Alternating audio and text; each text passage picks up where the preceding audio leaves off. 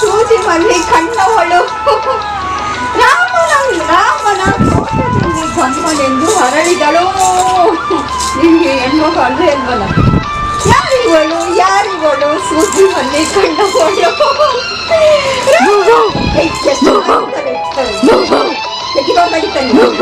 ರಾಮನ ತೋಟದಲ್ಲಿ